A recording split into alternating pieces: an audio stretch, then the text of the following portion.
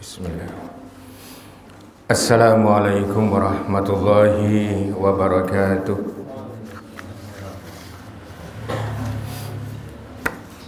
Innal hamdalillah nahmadu wa nasta'in wa nastaghfiruh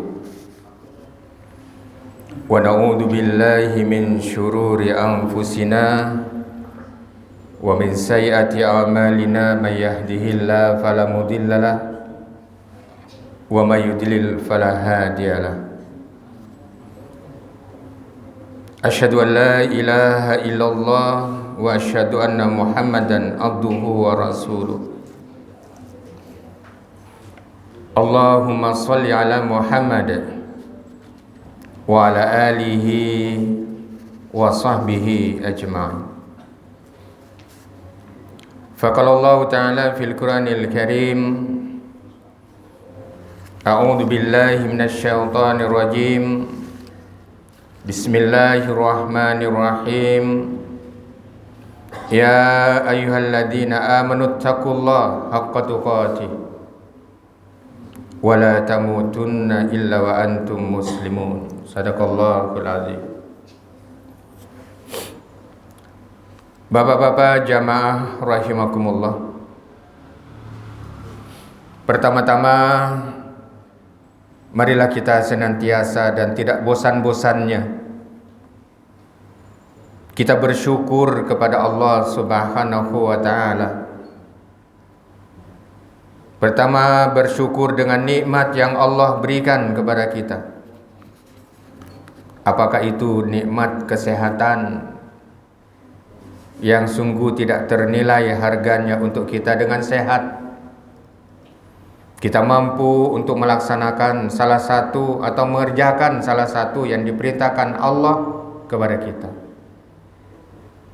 Dengan nikmat sehat, kita bisa sama-sama melaksanakan salat berjamaah di mushola kita. Dengan nikmat sehat dan ghirah, semangat kita sekalipun hujan itu turun, tidak mematahkan semangat kita untuk sama-sama duduk setumat, untuk sama-sama mengkaji, menganalisa, serta mentadabburi apa yang ada di dalam Al-Quranul Karim dan hadis-hadis Rasul Sallallahu Alaihi Wasallam. Seperti yang telah kita ketahui bersama, kita sekarang berada di bulan Rabiul Awal, yang insya Allah pada malam hari ini tanggal 25 di bulan Rabiul Awal, yang kita yakini bahwa Rabiul Awal adalah kelahiran Rasul Sallallahu Alaihi Wasallam, dan di sana sini orang memperingati Maulid Rasul dengan bermacam-macam acara, dari acara ceramah sampai kepada acara-acara yang lainnya. Mari kita bahas bersama, sesungguhnya hakikat dari maulid itu apa? Sesungguhnya hakikat dari Maulidur Rasul itu apa? Kalau kita terjemahkan dalam beberapa tafsir itu, wajibuna nahwar Rasul itu apa? Atau kewajiban kita kepada Rasul Sallallahu Alaihi Wasallam itu apa?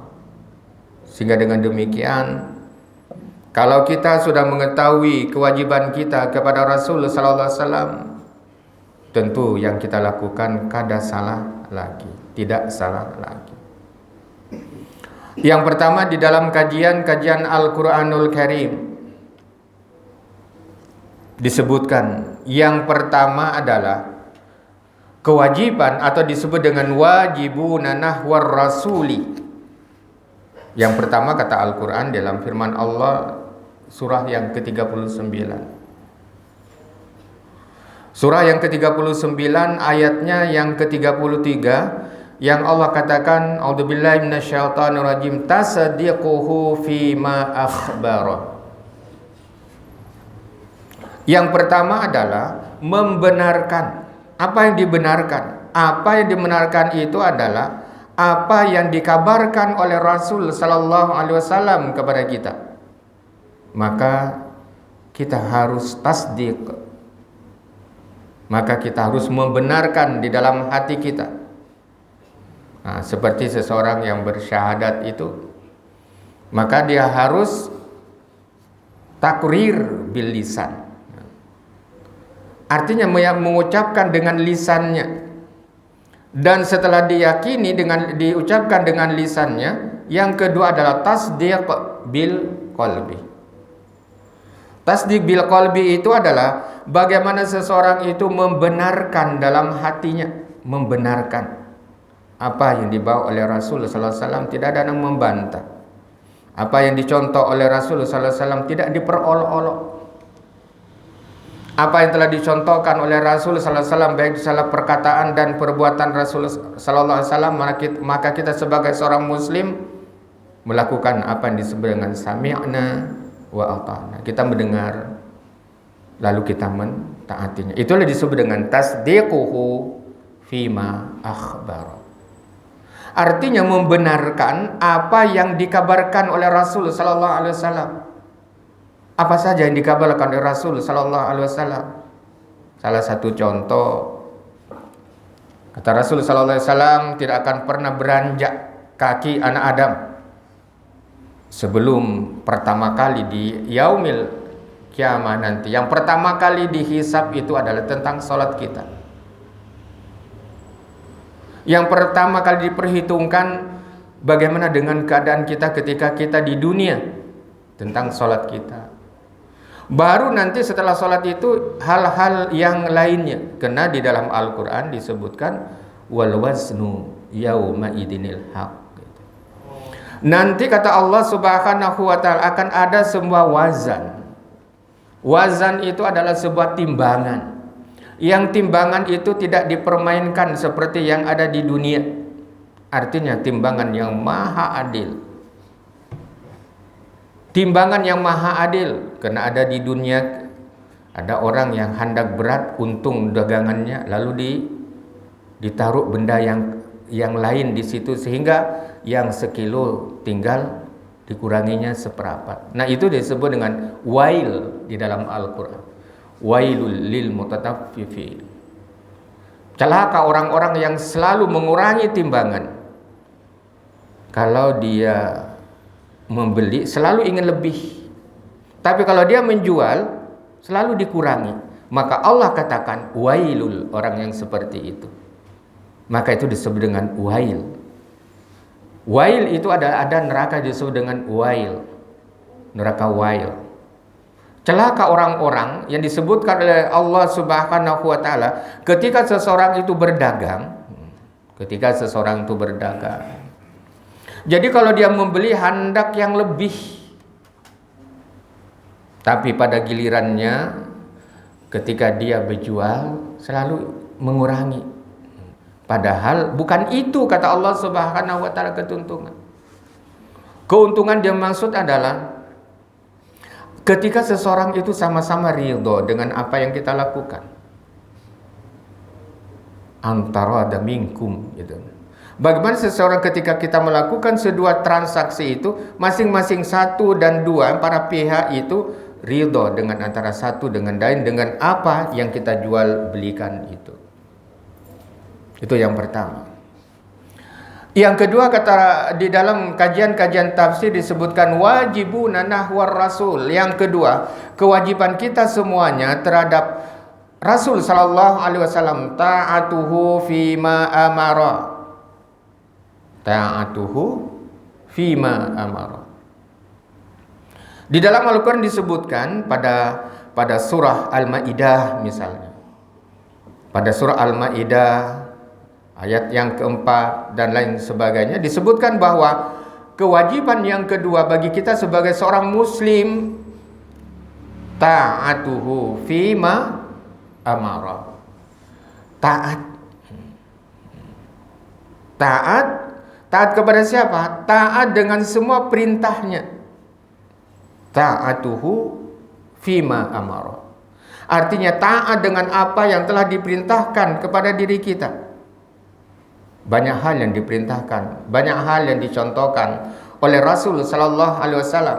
Salah satu contoh misalnya di dalam Al-Qur'an itu ada satu ayat. Di dalam Al-Qur'an itu pada surah Ali Imran, surah Ali Imran itu surah yang ketiga di dalam Al-Qur'an. Ayatnya 161.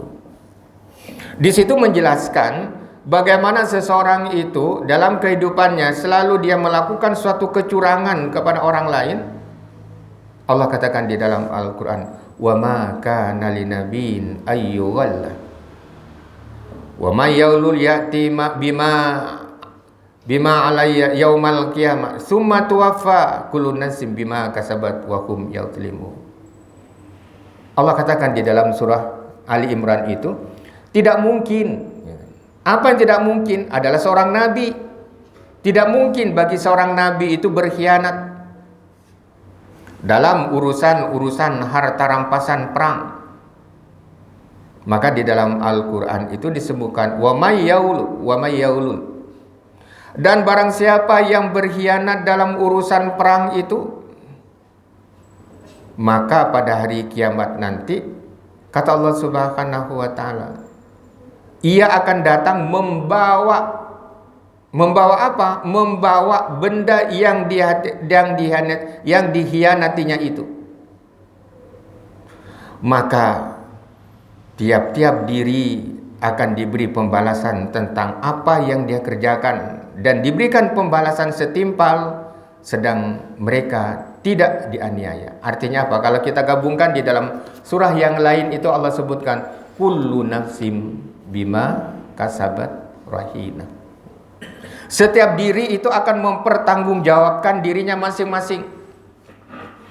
Setiap diri akan mempertanggungjawabkan dirinya masing-masing. Kepada yang melakukan amal soleh, maka dia akan mendapatkan amal soleh yang mereka kerjakan. Maka pahalanya kembali kepada siapa yang melakukan amal soleh itu. Kullu nafsin bima kasabat rahina. Yang kedua, ketika seseorang itu melakukan perbuatan-perbuatan yang tidak baik sama, maka kembali perbuatan yang tidak baik itu yang mengakibatkan sebuah dosa itu kembali kepada siapa yang melakukannya. Artinya di dalam Islam itu tidak mengenal dosa warisan. Kalau di agama yang lain itu ada yang disebut dengan dosa warisan. Kita kada hakon kalau menerima warisan dosa. Maka Islam mengajarkan kepada diri kita. Maka di dalam ayat ini disebutkan, barang siapa yang berbuat curang, barang siapa yang membuat khianat kepada orang lain, maka nanti kata Rasul sallallahu alaihi wasallam, dia akan datang dengan barang yang pernah dikhianatinya. Maka di dalam hadis Rasul sallallahu alaihi wasallam disebutkan, ya ayyuhan nas,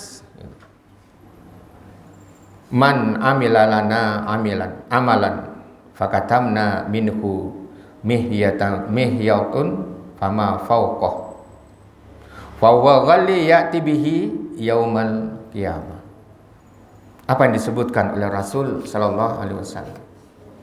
Ujar Rasul sallallahu alaihi wasallam, wahai para manusia, barang siapa yang menjalankan tugas untuk kami, lalu dia menyembunyikan dari kami barang sebesar jarum.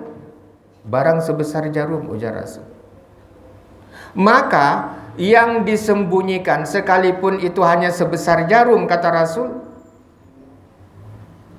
maka yang disembunyikannya adalah termasuk di dalamnya perbuatan kecurangan atau kata-kata atau kalimat wah ini korupsi.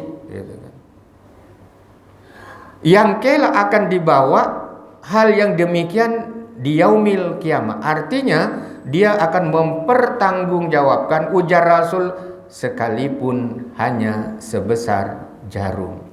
Bayangin, hanya sebesar jarum. Oleh karenanya kata Rasul sallallahu alaihi wasallam, macam mana? Gimana? Kata Rasul sallallahu alaihi wasallam, amun kita bekerja, apakah di instansi, apakah itu di lembaga. Maka pada saat kita bekerja itu sering bos kita, pimpinan kita memberikan surat tugas. Memberikan surat tugas. Apakah ditugaskan ke Jakarta untuk dengan beberapa hal yang ada sudah garis panduannya di dalam SOP bekerja itu, standar operasional prosedur ketika kita bekerja itu.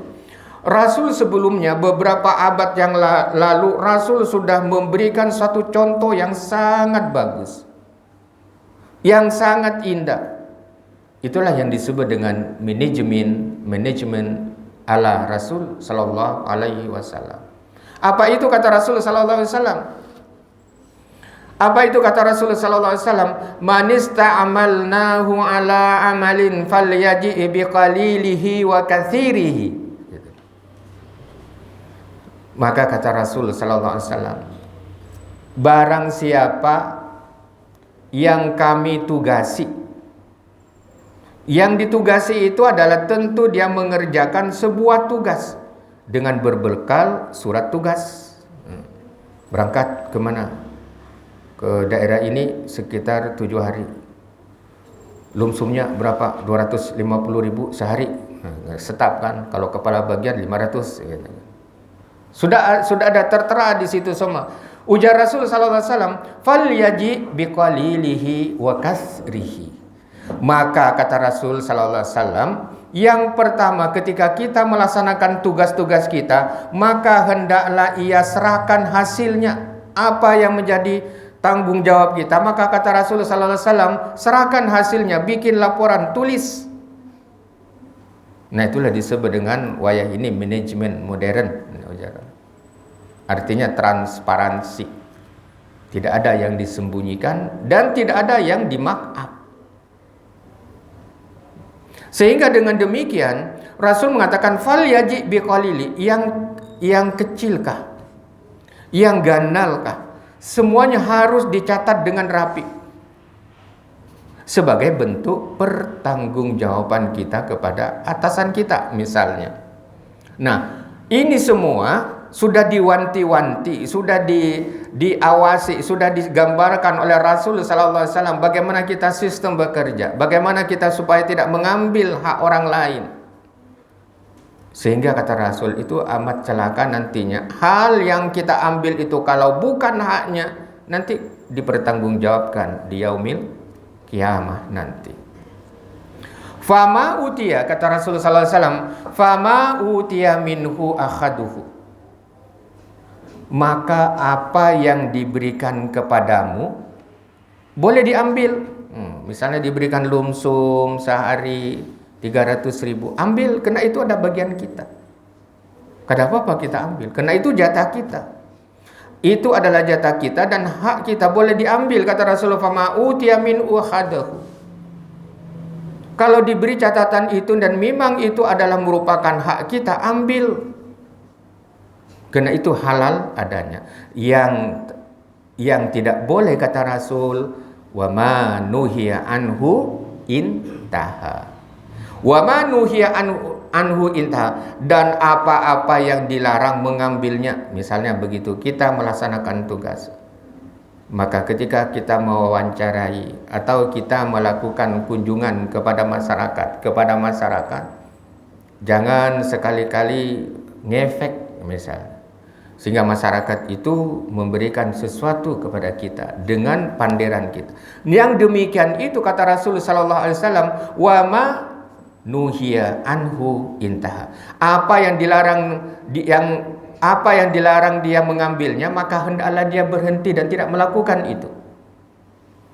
Nah, begitu indahnya hadis Rasul sallallahu alaihi wasallam ini sebagai sebuah panduan dalam kehidupan kita. Bagaimana kita tidak menggunakan sebuah kewenangan, bagaimana kita tidak menyalahgunakan surat tugas kita, dan kita ketika kita melaksanakan, kata Rasul sallallahu alaihi wasallam, kalau itu memang ada anggarannya yang sudah tertulis jelas di situ untuk kita ambil, boleh itu diambil. Tapi kalau memang itu tidak ada, lalu kita adakan atau kita mark up, maka itulah yang dilarang oleh Rasul sallallahu alaihi wasallam. Oleh karenanya, akibat yang demikian itu, kata Rasul sallallahu alaihi wasallam, akibat yang demikian itu nanti di yaumil qiyamah itu dipertanggungjawabkan semua. Dipertanggungjawabkan semua yang disebutkan di dalam hadis Rasul yang panjang.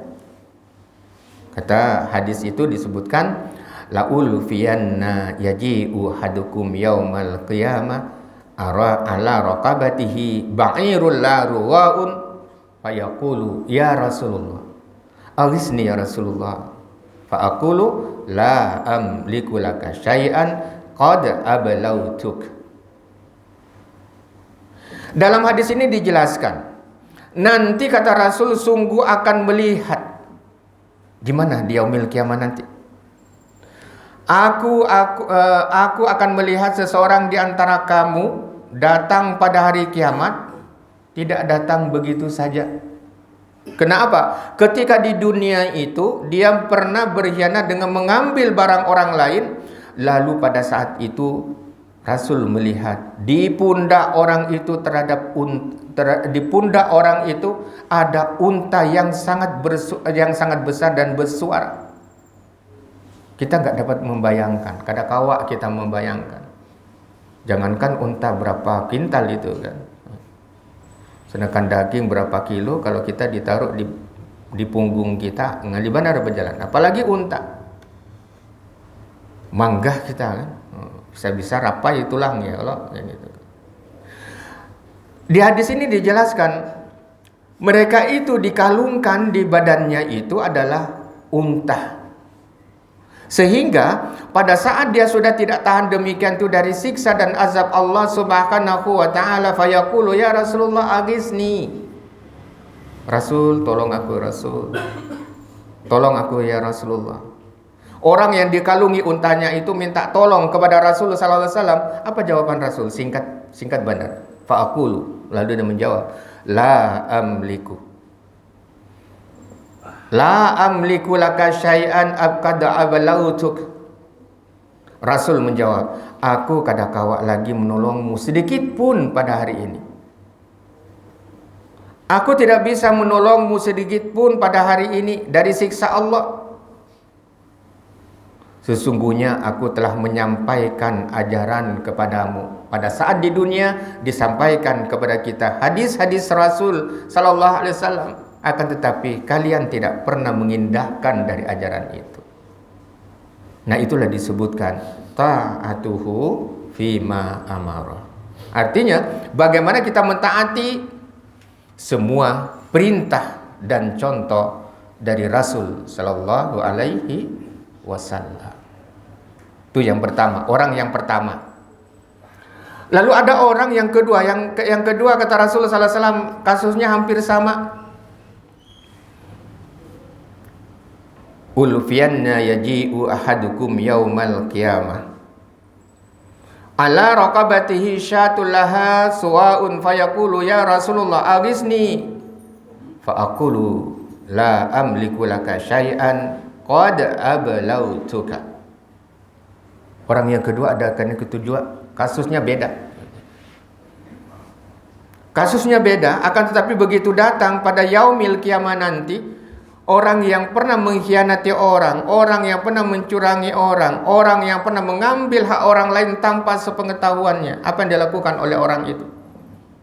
Azab apa yang diberikan kepadanya? Maka dikalungkan. Di pundaknya, di lehernya itu adalah kuda. Kuda berapa kintal? Masya Allah. Kuda berapa kintal? Siapa yang mampu? Sehingga orang itu berkata kembali kepada Rasul sallallahu alaihi wasallam, fayaqulu ya Rasulullah aghithni, tolong aku ya Rasul, tolong. Aku ada tahan lagi dengan azab ini, tolong aku. Maka Rasul menjawab dengan jawaban yang sama dari jawaban orang yang pertama, fa'aqul la amliku laka syai'an qad ablautuk. Hari ini kadang-kala lagi aku menolongi kamu. Aku tidak bisa lagi sedikit pun aku menolong kalian dari azab Allah Subhanahu wa taala. Ketika di dunia diperintahkan untuk mengetahui, untuk belajar, ketika di dunia diberitahu tentang hadis-hadis Rasul terhadap perkara-perkara yang berbuat curang, begitu hukumannya kepada mereka yang berbuat curang itu. Apakah itu mengurangi takaran? Apakah itu mengurangi timbangan? Atau kita berjual sesuatu yang cacat dipadahkan sesuatu yang baik? Itu curang. Nah, terhadap yang demikian itu kata Rasul sallallahu alaihi wasallam, fa'aqulu la amliku laka qad ablautuk. Bukankah dulu aku pernah, ujar Rasul, bukankah dulu aku pernah menyampaikan kepada kalian dengan hadis-hadis Rasul sallallahu alaihi wasallam, akan tetapi tidak ada yang mengambil hikmah pelajaran dari itu. Tetap yang penting duit banyak. Nah, kalau di pelajaran perilaku binatang itu sama dengan perilaku ulat gitu. Kalau ulat itu nempel di kambang di depan rumah yang kita tanam sayang-sayangi itu. Kalau ulat bulu itu dia akan memakan tanaman itu sehingga habis kambang itu, sehingga ulatnya tergugur di situ, sudah kekenyangan. Nah, itu perilaku binatang. Nah, itu disebutkan oleh Rasul sallallahu alaihi wasallam bagaimana kita disuruh untuk berhati-hati, menjauhi dari perbuatan-perbuatan yang demikian. Sekecil apapun kecurangan, pasti akan kembali kepada siapa yang melakukan kecurangan. Begitu juga sebaliknya, kalaulah kita melakukan suatu perbuatan-perbuatan yang baik, maka sekecil apapun perbuatan yang baik itu akan kembali kepada siapa yang melakukan perbuatan yang baik. Yang ketiga kata Rasul sallallahu alaihi wasallam. Yang ketiga kata Rasul sallallahu alaihi wasallam, ada seseorang yang datang berjalan sama. Kalau tadi dikalungkan untanya, dikalungkan unta, dikalungkan kuda, dikalungkan kambing. Yang terakhir ujar Rasulullah sallallahu alaihi wasallam, nanti akan ada seseorang itu yang datang kepadaku yang di pundaknya itu bermacam-macam bawaan benda yang sangat berat. Benda. Apakah benda itu kayu atau batu yang dipikulkan di pundaknya itu, yang disebutkan di dalam hadis Rasul sallallahu alaihi wasallam, laul fiyanna yaji'u ahadukum yaumal qiyamah ala raqabatihi nafsul laha siyaun fayaqulu ya Rasulullah aghisni fa'aqulu la amliku laka syai'an qad ablautuk. Dia membawa benda yang sangat berat. Dia tidak mampu berdiri, berjalan.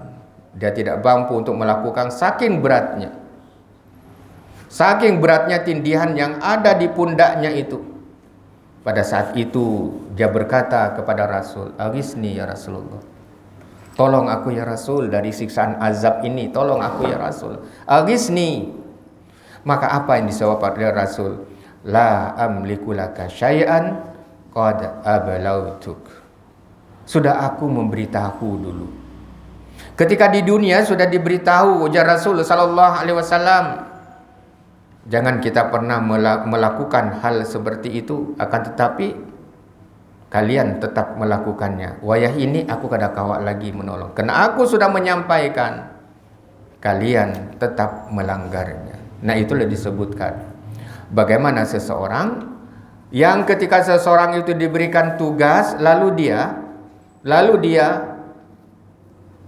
mengabaikan tugas itu atau menambah sesuatu yang tidak ada dalam tugas itu. Padahal kata Rasul sallallahu alaihi wasallam, kalau dalam tugas itu diberikan kepadanya, maka segala sesuatu yang dicatat, yang diberikan kepada diri kita ambil.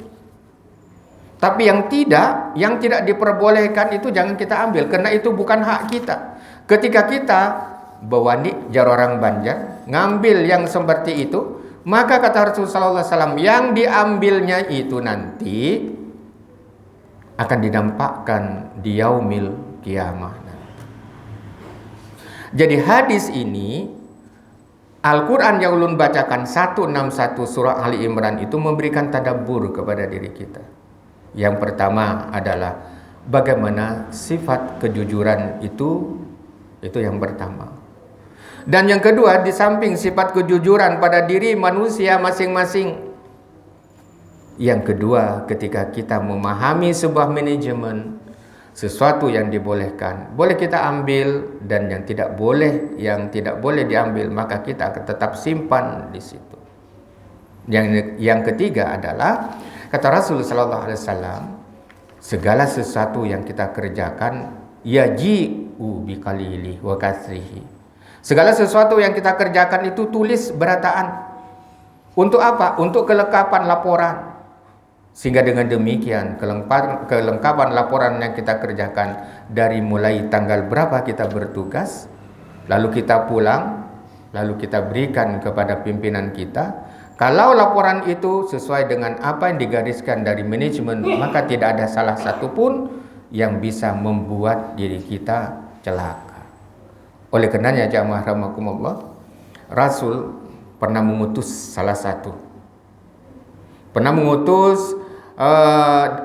Sufyan Az-Zuhri dari Urwah dari Abu Hamid As-Sa'di berkata, Rasulullah sallallahu alaihi wasallam menugaskan seorang laki-laki suku Al-Az yang bernama Ibnul Lutaibah untuk memungut sedekah. Maka setelah Ibnu Lutaibah itu datang dari menjalankan tugasnya, ia berkata kepada Rasulullah sallallahu alaihi wasallam, "Ya Rasulullah, ini untukmu dan ini dihadiahkan untukku." Dia berkata, "Yang ini Rasul untuk pian, yang ini untuk saya." Dia berbagi. Maka Rasul sallallahu alaihi wasallam memberikan suatu gambaran dalam hadisnya, ma balul amil. Ujar Rasul sallallahu alaihi wasallam, ma balul amil nab'athuhu ala amalin fayaqulu hadza lakum wa hadza ahdiya ilayya afala jalasa fi baiti abihi wa ummihi falyandur ayuhda ilaihi amla walladhi nafsu Muhammadin biyadihi la ya'ti ahadukum minha bi syai'in ila ja'a bihi yaumal qiyamati ala raqabatihi wa imba'irul lahu rughaun au baqaratun laha khuwarun au syatan tay'aru. Dalam hadis ini dijelaskan bahwa bagaimana urusan petugas itu, ujar Rasulullah sallallahu alaihi wasallam. Ketika dia diberikan tugas untuk memungut sedekah, maka kami tugaskan dia untuk melakukan satu tugas, tetapi kemudian dia berkata, begitu dia datang, ya Rasul, aku dapat yang ini bagian pian, ini bagian pian, dan ini bagian aku. Sidin yang mengatur. Artinya sidin yang mengatur benda-benda itu. Maka kata Rasulullah sallallahu alaihi wasallam, mengapa dia tidak duduk saja di rumah ayah ibunya, lantas menunggu apakah orang yang memberi hadiah kepadanya atau tidak? Kalau demikian adanya, ya Rasulullah sallallahu alaihi wasallam perai aja, kada usah bertugas, lebih baik duduk di rumah, jaga ibunya. Kalau ada orang yang memberi sedekah. Kenapa? Dia sudah tidak jujur di dalam menjalankan tugasnya. Walladzi nafsu Muhammadin biyadihi la ya'ti ahadukum minhu bi syai'in illa jaa'a bihi yaumal qiyamah. Kata Rasul sallallahu alaihi wasallam, ingat, apa yang kalian lakukan itu salah. Demi Allah, ujar Rasul sallallahu alaihi wasallam. Dia bersumpah, demi Allah, jiwa Muhammad ada di dalam genggamannya, dalam genggaman Allah. Tidaklah seseorang mengambil, melainkan dia akan membawanya pada hari kiamat di atas pundaknya. Barang yang pernah dikhianatinya, barang yang pernah dikorupsinya itu, apa nanti? Barang itu sekalipun hanya satu karung guni, nanti diganti oleh Allah Subhanahu wa ta'ala, dikalungkan lehernya dengan unta, dan unta itu berteriak pula. Dan yang kedua adalah sapi, dikalungkan di lehernya itu sapi, dan sapi itu juga merengek. Sudah orang keberatan kada kawak berjalan, berkuciak pulang untanya, gitu. Nah, itulah siksa. Dan yang terakhir adalah kata Rasulullah SAW, tidak cukup di sini, akan tetapi seseorang yang melakukan tugas yang demikian itu nantinya dia akan berdatang kepada Allah dengan dikalungi kambing yang mengembek di lehernya. Masya Allah. Nah, itulah beberapa azab dari Allah Subhanahu wa Ta'ala kepada orang-orang yang melakukan perbuatan curang. Orang-orang yang melakukan perbuatan curang menambah sesuatu yang tidak seharusnya ditambah dan mengurangi sesuatu yang tidak seharusnya dikurangi. Oleh karena kita mengambil ibrah dari peringatan Rasul yang di mana-mana kita mendengar ceramah dari tetangga kita, dari musala-musala itu kan. Wajibuna nahwar Rasul, yang ketiga adalah wajibuna nahwar Rasul, yang ketiga la na'budallah illa bima syara'. Pada surah An-Nisa ayat yang ke-80. La na'budallah illa bima syara'. Artinya adalah kewajiban diri kita kepada Rasul sallallahu alaihi wasallam adalah tidak beribadah kecuali dengan syariatnya. Syariat Rasul apa? Yang telah dicontohkan oleh Rasul sallallahu alaihi wasallam dengan salat kita, kitabam mauquta di dalam Al-Qur'an. Dengan waktu yang sudah ditentukan. Ada yang melakukan, ada yang mengadakan. Tapi sholat asarnya lanjut terus, kada stop acaranya. Stop dulu gitu.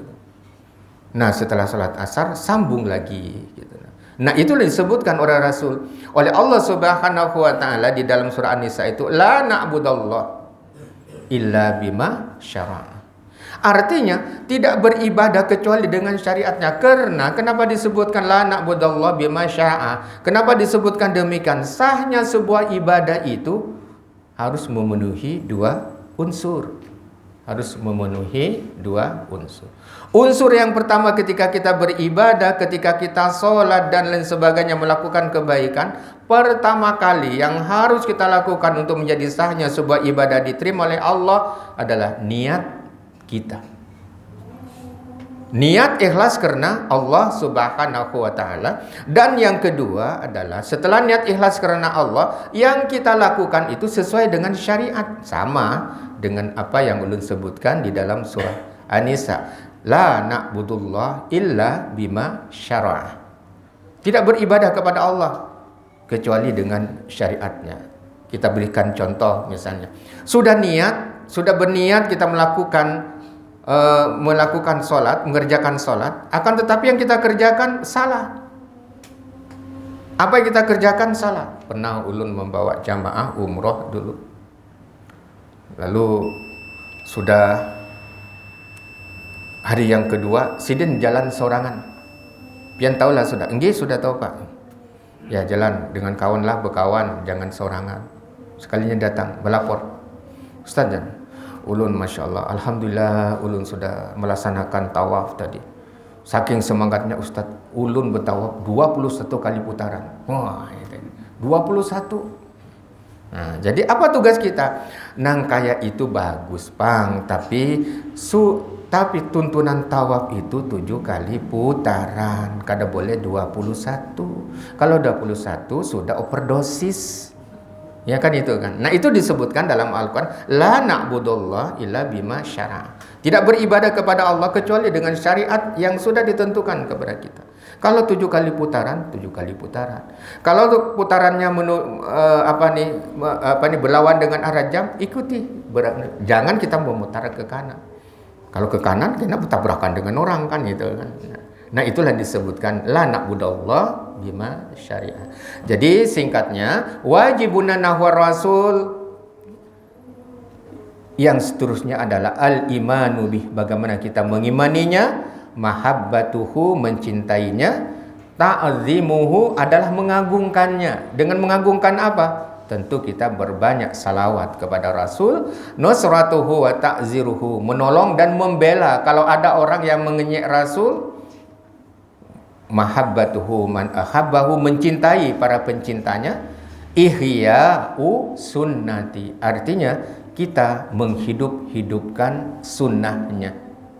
Dan yang terakhir, iktsarus salawat, artinya bagaimana kita disuruh untuk memperbanyak salawat. Allahumma sholli ala Muhammad wa ala ali Muhammad. Atau kita salawat yang kita baca pada tasyahud awal atau tasyahud akhir. Yang terakhir, bagaimana kita wajibuna nahwar rasul ittiba'u manhaji. Bagaimana kita mengikuti jalannya atau manhaj Rasul sallallahu alaihi wasallam. Bapak dan rahimakumullah, itulah yang dapat ulun sampaikan wajibuna nahwar rasul pada malam hari ini. Mudah-mudahan kita bisa mengambil ibrah dan pelajaran, dan kita senantiasa diberikan kesehatan oleh Allah, sehingga dengan demikian kita masih diberikan kesempatan untuk melakukan ibadah kepadanya. Demikian dapat ulun sampaikan. Salah dan khilaf ulun mohon maaf, benar, dan ulun akhiri. Assalamualaikum warahmatullahi wabarakatuh.